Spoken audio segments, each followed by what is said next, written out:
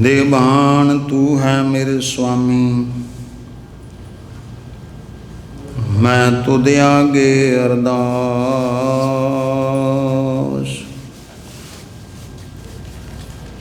मैं होर थाऊ नहीं, जिस पै करो बिनती। मेरा दुख सुख तुझ ही पास, मैं होर थाओ नहीं, जिस पै करो बिनती। मेरा दुख सुख तुझ ही पास। तेरे कवन कवन गुण कह कह गावां, तू साहिब गुणी निदाना। तुमरी महिमा वर्ण न साकों, तुम ठाकुर ऊच भगवान। मैं हर हर नाम धर सोई, ज्यों भावै त्यों राख मेरे साहिब। मैं तुझ बिन अवर न कोई, ज्यों भावै त्यों राख मेरे साहिब। मैं तुझ बिन अवर नाम को। परम सन्मान योग गुरु की संगत जी, सब तो प्रथम धन धन श्री गुरु गोबिंद सिंह महाराज सच्चे पातशाह ने सानू जो फतेह का दान बख्शिया, रल मिल के सारे भैन भाई जितने भी संगती रूप दे विच साहिब जी दे अज महान दिन ते लसानी अदुੱਤੀ ते बेनजीर शहीदी दे दिहाड़े ते सतगुरु महाराज जी दे चरनां विच जुड़ बैठे हों। प्यार साहित सी झुका के धन धन श्री गुरु ग्रंथ साहिब महाराज पिता जी नूं जप लईए सारे। वाहिगुरू जी का खालसा, वाहिगुरू जी की फतेह। सतगुरु गुरु अर्जन देव महाराज सच्चे पातशाह दी पवित्र शहादत बारे श्रीमान भाई गुरदास जी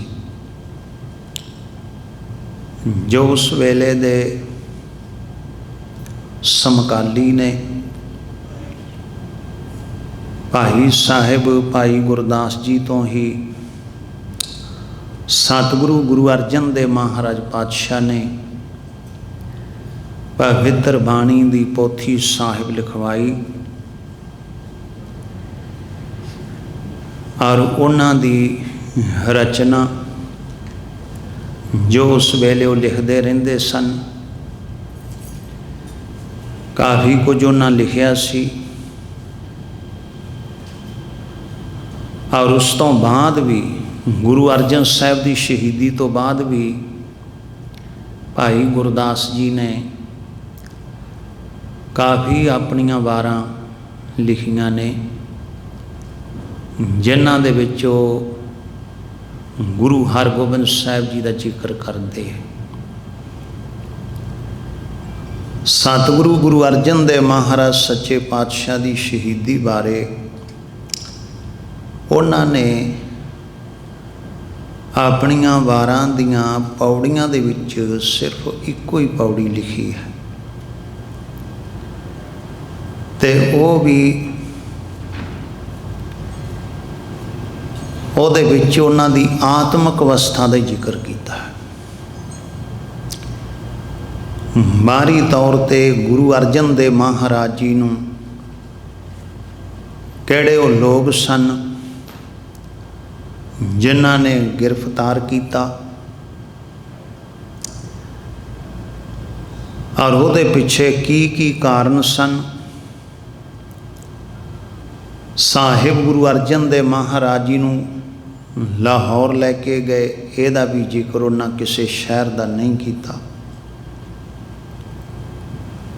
ਉਹਨਾਂ ਸਿਰਫ ਉਹਨਾਂ ਦੀ ਇੱਕ ਆਤਮਿਕ ਅਵਸਥਾ ਦਾ ਜ਼ਿਕਰ ਕੀਤਾ। ਰਹਿੰਦੇ ਗੁਰ ਦਰਿਆਓ ਵਿੱਚ ਮੀਨ ਕਲੀਨ ਹੇਤ ਨਿਰਵਾਣੀ। ਰਹਿੰਦੇ ਗੁਰ ਦਰਿਆਓ ਵਿੱਚ, ਰਹਿੰਦੇ ਗੁਰ ਦਰਿਆਓ ਵਿੱਚ ਮੀਨ ਕੁਲੀਨ ਹੇਤ ਨਿਰਵਾਣੀ। ਇੱਕ ਪੌੜੀ ਸਤਿਗੁਰੂ ਗੁਰੂ ਅਰਜਨ ਦੇਵ ਮਹਾਰਾਜ ਜੀ ਦੀ ਸ਼ਹਾਦਤ ਬਾਰੇ ਹੈ। ਇਸ ਤੋਂ ਨੇੜੇ ਦੀ ਗਵਾਹੀ ਗੁਰੂ ਘਰ ਦੀ ਕਿਸੇ ਵੀ ਹੋਰ ਲਿਖਤ ਵਿੱਚ ਨਹੀਂ। ਸਮਕਾਲੀ ਸਭ ਤੋਂ ਨੇੜੇ ਦੀ ਔਰ ਜੋ ਸ਼ਖਸ ਉਸ ਵੇਲੇ ਮੌਜੂਦ ਹੈ ਉਹਨੇ ਇਸ ਪੌੜੀ ਦਾ ਜ਼ਿਕਰ ਕੀਤਾ।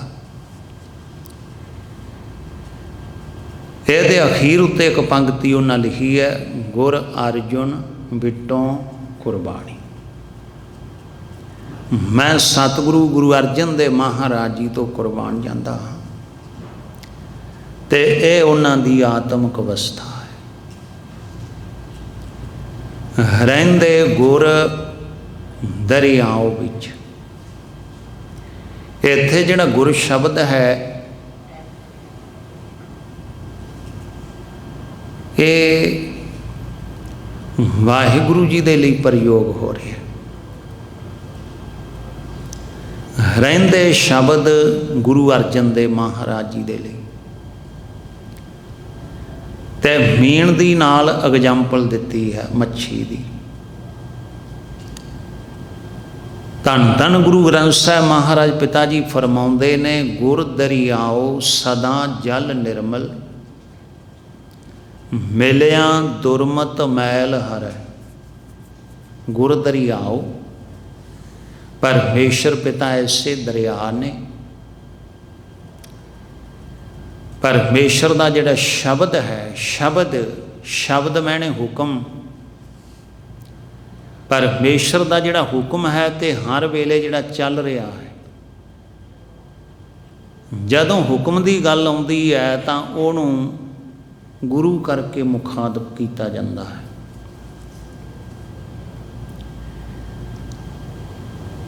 ਪਰਮੇਸ਼ਰ ਦਾ ਹੁਕਮ ਸ਼ਬਦ, ਨਿਰਾਕਾਰੀ ਸ਼ਬਦ ਜਿਹੜਾ ਚੱਲ ਰਿਹਾ ਹੈ, ਜਿਸ ਨਾਲ ਮਿਲਿਆ, ਜਦੋਂ ਸਿੱਖ ਦੀ ਸੁਰਤ ਉਹਦੇ ਵਿੱਚ ਮਿਲ ਜਾਂਦੀ ਹੈ, ਮਿਲਿਆ ਤਾਂ ਉਹ ਸ਼ਬਦ ਉਹਦੇ ਅੰਦਰੋਂ ਪਰਮੇਸ਼ਰ ਦੇ ਅੰਮ੍ਰਿਤ ਗਿਆਨ ਨੂੰ ਪੈਦਾ ਕਰਦਾ ਹੈ। ਉਹਦੇ ਅੰਦਰੋਂ ਇੱਕ ਸੂਝ ਦਾ ਖਜ਼ਾਨਾ ਫੁੱਟਦਾ ਹੈ ਤੇ ਜਿਸ ਨਾਲ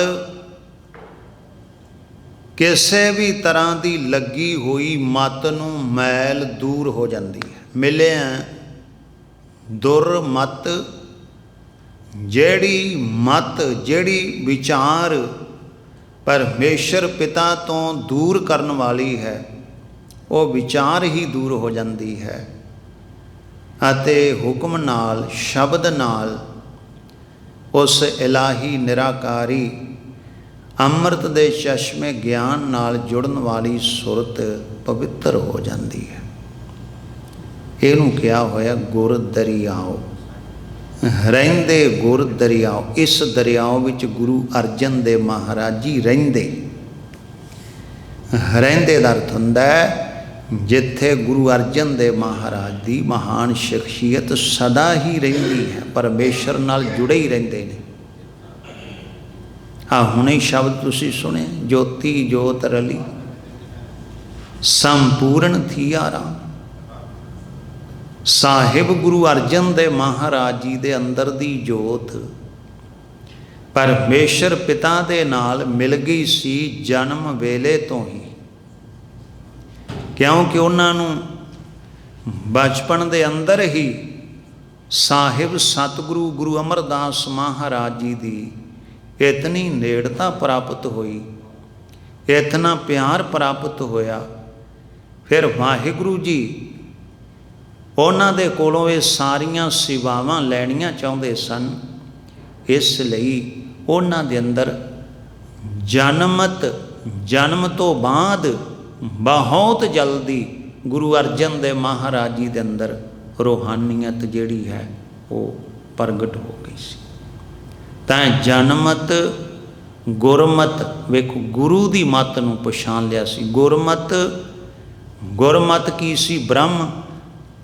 बच्चा जन्म लैंदा ते शरीर नाल जुड़दा, अपने आप नूं देखदा, दूसरिਆਂ नूं देखदा, पर गुरु अर्जन देव महाराज सच्चे पातशाह उस अवस्था दे विच जिहड़ी अंदर वाहिगुरु दी जोत है मनुख दे अंदर, उहदे नाल जुड़ गए सी। गुरमत ब्रह्म, इहदा नाम ब्रह्म है, जोत का नाम ब्रह्म है। ब्रह्म पछाणी ते ओही कहंदे ब्रह्म दीसै ब्रह्म सुनिए एक एक वखाणी। और ब्रह्म देखदा ब्रह्म ही सुनदा, ब्रह्म नूं ही देखदा, ब्रह्म नूं ही सुनदा। ऐसी एकता बन गई कि हर पासे उन्हां नूं वो प्यारा ही नज़र आउण लग। तां ही उन्हां फरमाया कि मैनू कोई दूसरा नज़र आउंदा नहीं, मेरे अंदर इतनी पवित्रता, इतनी निर्मलता इस जोत ने बख्शिश की है कि सबको मीत हम आपन की ना। मैनू जदों गुरु अमरदास महाराज जी की संगत विचों गुरबाणी की दात ते उन्हां दा आशीर्वाद, वो गुरबाणी का ज्ञान प्राप्त होया, तां उन्हें की कीता? बिसर गई सब तात पराई, जब ते साध संगत मोहे पाई। ना को बैरी ना ही बेगाना, सगल संग हमको बनियाई। ये अवस्था सी गुरु अर्जुन देव महाराज। मेन कुलीन, कुलीन का अर्थ होंदा उच्ची कुल, बहुत श्रेष्ठ कुल। पर केड़ी कुल का जिक्र कर रहे हैं भाई गुरदास जी?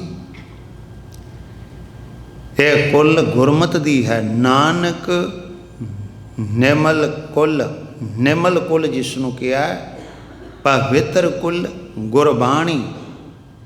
गुरबाणी दी जेड़ी उपदेश दात है,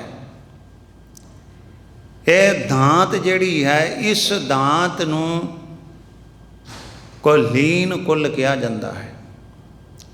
जो ये विच शामिल हो जाता है वो भी कुलीन कुल का धारनी हो जाता है। तो फिर वो कदे भी गुरबाणी दे नालों, परमेश्वर पिता दे नालों, अपनी अंतरात्मा ते हिरदे दे नालों नहीं विछड़दा, सदा ही जुड़िया रहिंदा है। जिवें मच्छी पानी दे विच ही रहिंदी, उहदा जीवन ही उहदे नाल है, उहदे तो दूर होकर तड़फदी है। ਇਹਦਾ जिक्र भी गुरु अर्जन साहब जी फरमाते ने, एक घड़ी दिवस मोको बहुत दिहारी। इतनी महान शहादत जो समय दे इतिहासकारां ने वर्णन की है, एवें नहीं हो सकती। बहुत उच्ची रूहानीयत है गुरु अर्जन साहब जी। जहांगीर ने लिखिया, क्योंकि सच्चाई कदे छुप नहीं सकती, भावें तुहाडा विरोधी ही क्यों ना होवे, तुहाडा वैरी ही क्यों ना होवे, दुश्मन ही क्यों ना होवे, वो भी कहूगा भी आ तो उस बंदे अंदर गल है। जहांगीर ने लिखिया अपनी तुझ के जहांगीरी दे विच अपने रोज़ नामचे विच डेली डायरी जिहड़ी वो लिखदा सी, अपने हत्थीं लिखिया करदे सन। सारे बादशाह इन्हां दी डायरी लगी हुंदी सी। यह मुगल खानदान दे विच एक रवायत सी कि तुसी रोज़ दे काम अपने ऐड करने टाइम कढ के।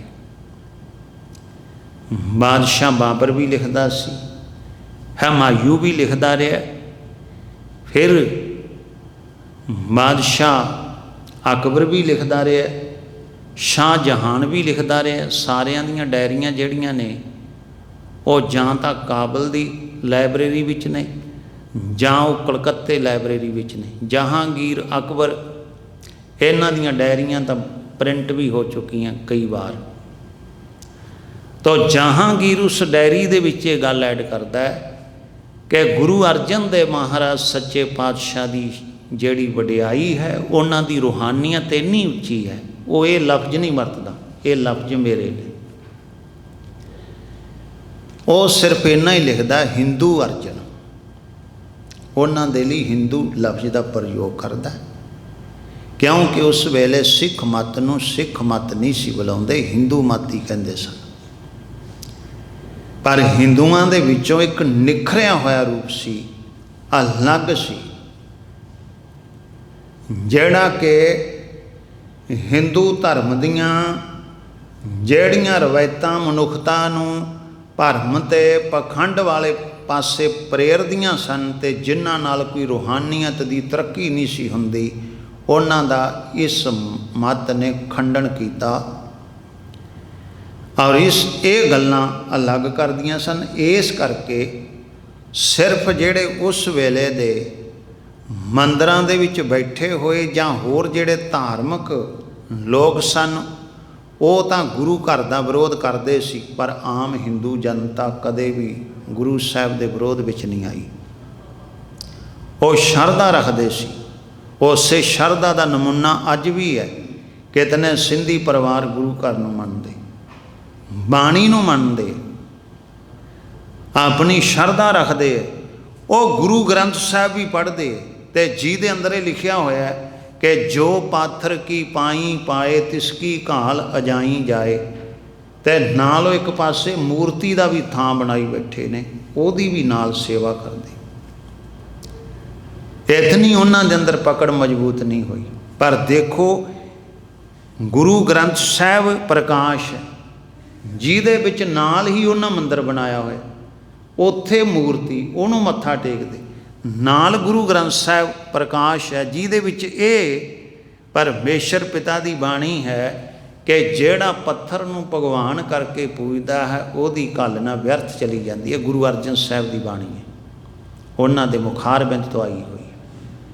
परमेश्वर पिता ने उन्हां दे राही मैसेज दिता, पैगंबरी पैगाम आया।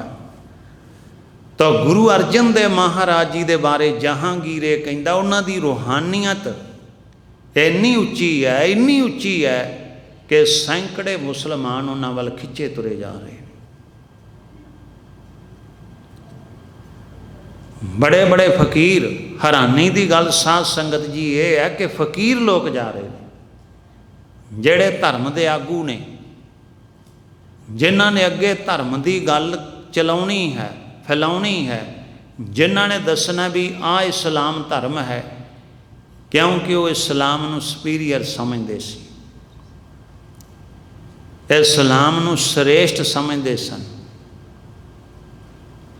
और हिंदू धर्म बारे उन्होंने बहुत कुछ कहा, और दुनिया दे विच उन्होंने भारत दे अंदर खास करके उन्होंने ये यतन किया कि जेड़िया देवी देवते तुसी पूजदे उन्हां दी कोई शक्ति नहीं है। लो असी तोड़ भी दिते, इन्हां नूं असी जमीन विच भी दफना दिता, तो साडे इन्हां देवी देवतियां विच कोई शक्ति नहीं। शक्ति साडे अल्लाह दे विच है, साडे पैगंबर विच है कि असी इत्थे राज कर रहे हाँ, इत्थे साडे धार्मिक स्थान ने, शक्ति रब दी साडे नाल है, तो साडे नाल नहीं है। ਤੇ ਗੁਰੂ ਸਾਹਿਬ ਨੇ ਜਿਹੜਾ ਪ੍ਰਚਾਰ ਕੀਤਾ ਉਹਨਾਂ ਕਿਹਾ ਪਰਮੇਸ਼ਰ ਪਿਤਾ ਦੀ ਹੀ ਸ਼ਕਤੀ ਹੈ। ਇਹ ਤਾਂ ਕੁਝ ਲੋਕਾਂ ਨੇ ਵੇਦ ਧਰਮ ਤੋਂ ਅਲੱਗਾ ਐਸੀਆਂ ਰੀਤਾਂ ਚਲਾ ਦਿੱਤੀਆਂ ਜਿਹੜੀਆਂ ਦਾ ਕਿ ਵੇਦ ਧਰਮ ਨਾਲ ਵੀ ਕੋਈ ਸੰਬੰਧ ਨਹੀਂ।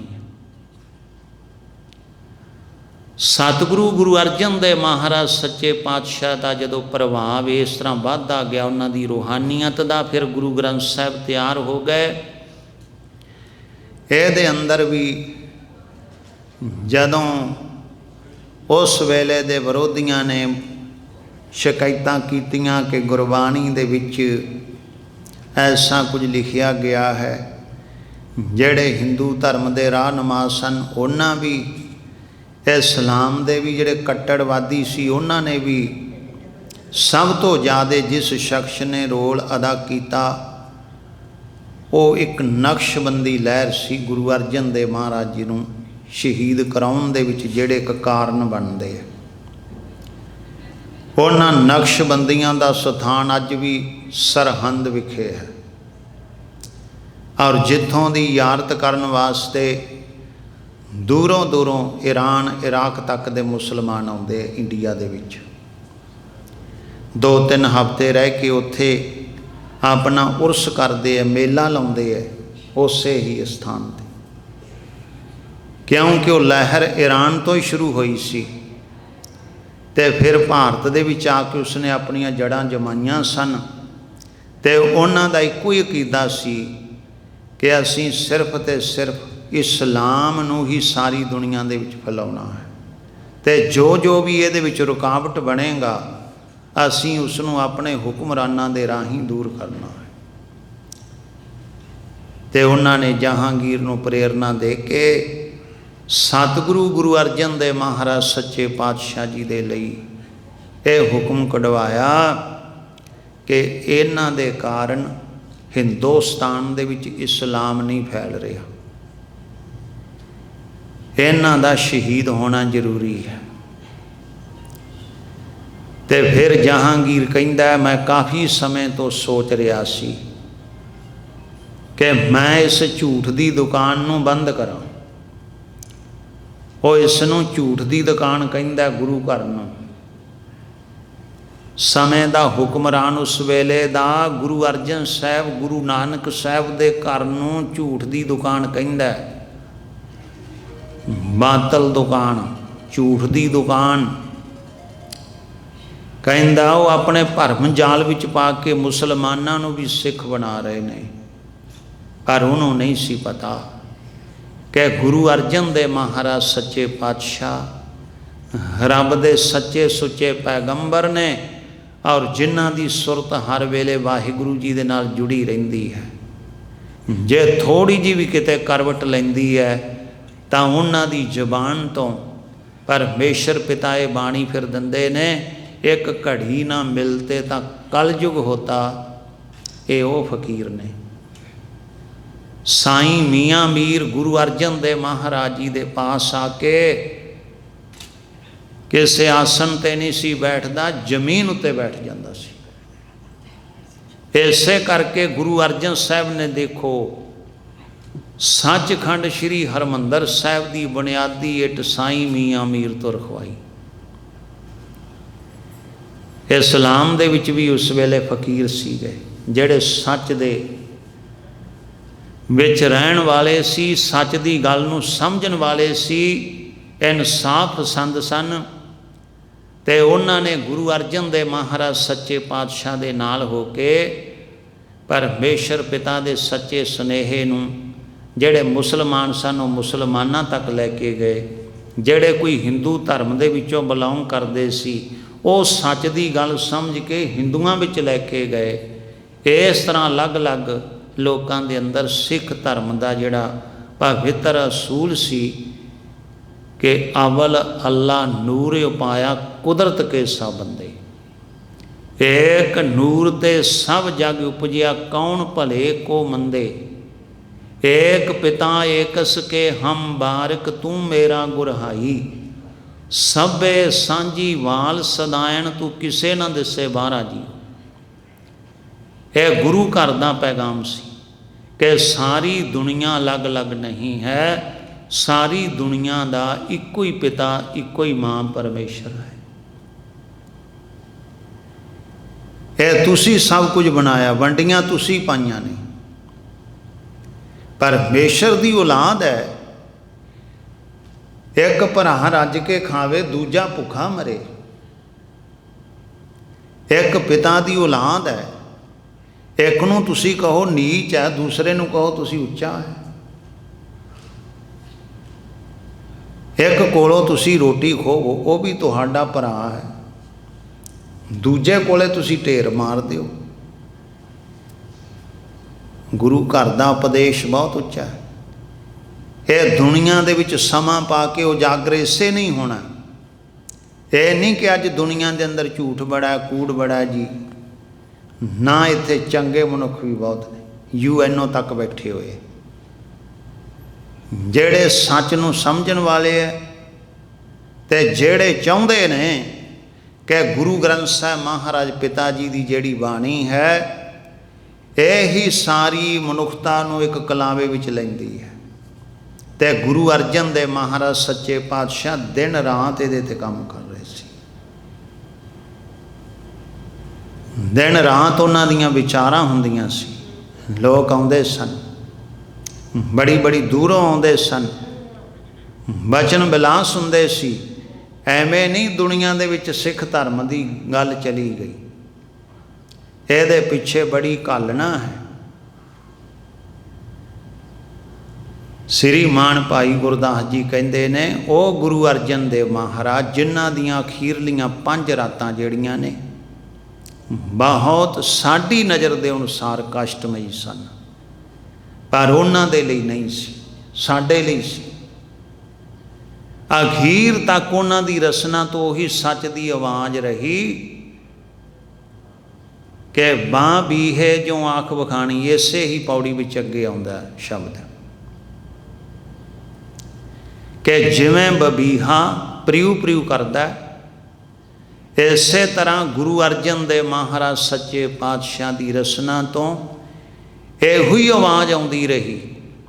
भावें उन्होंने तत्ती तवी ते बिठाया, जां तत्ता रेता उन्हां दे सीस उत्ते पाया, जां उन्होंने तत्ते रेते उत्ते सुटिया गया, उन्होंने संगसार किया गया, पत्थर मारे गए, पर उन्हों की जुबान तो एको ही हुक आउंदी रही, एक पिता एकस के हम बारिक।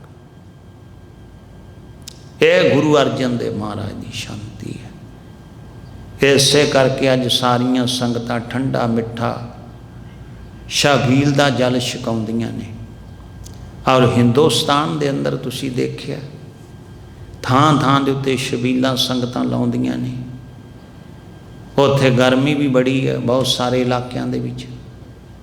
कानपुर की इकाई है, छोटा जिहा क्लिप भेजिया संतां ने,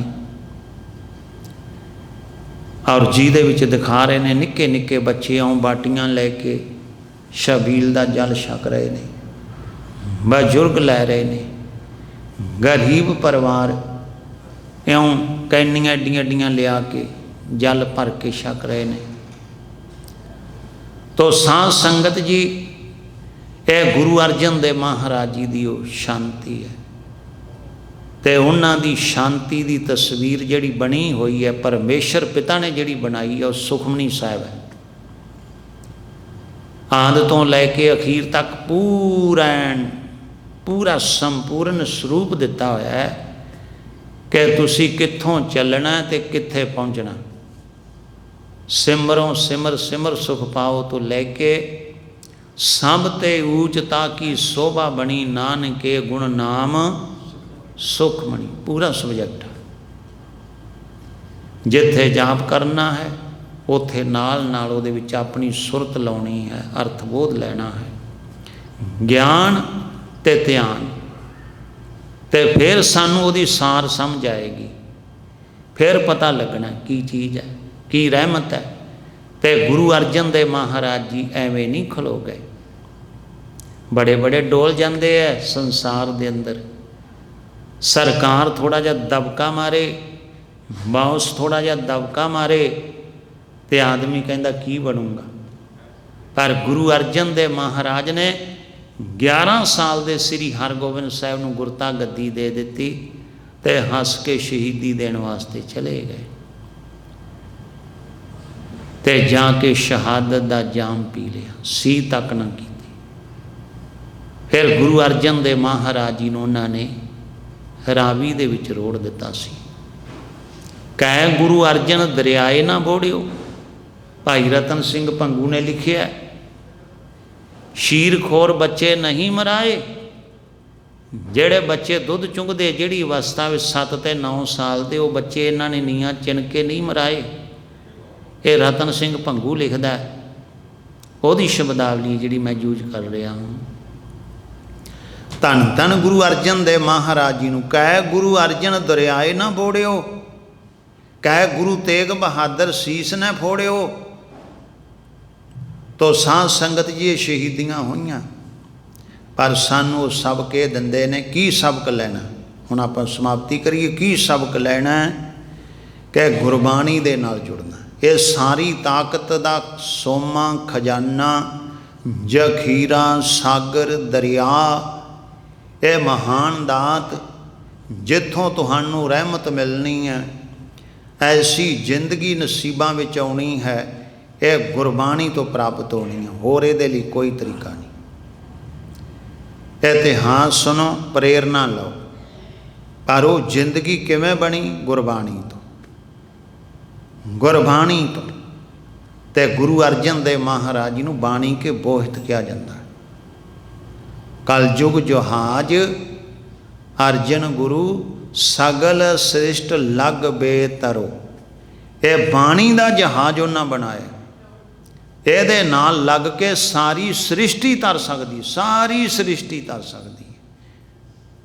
तो अज उन्हों की महान शहादत का दिहाड़ा है। कोटि कोटि प्रणाम करिए, भुल्लां चुकां बख्श लैनियां। धन्नवाद सच्चे पातशाह का, धन धन गुरु ग्रंथ साहब महाराज पिता जी का, आप रब रूप संगतां दा अते श्री सुखमनी साहिब जी का समूह परिवार संगत जिन्हां ने बहुत ही प्यार नाल उत्साह करके ये महान समागमां दी श्री अखंड जाप की सेवा, लंगरां दीयां सेवावां, दीवानां दीयां सेवावां प्राप्त कीतियां। सारी संगत ने रल मिल के इहदे विच आपो अपना गुरु बख्शिया होया रहमत का जिहड़ा खजाना है सब दे पास उहदे विचों योगदान पा के अपनियां किरत कमाइयां नूं सफल कीता है, अपने सवासां नूं सफल कीता है, अपनी जिंदगी नूं सफल कीता है।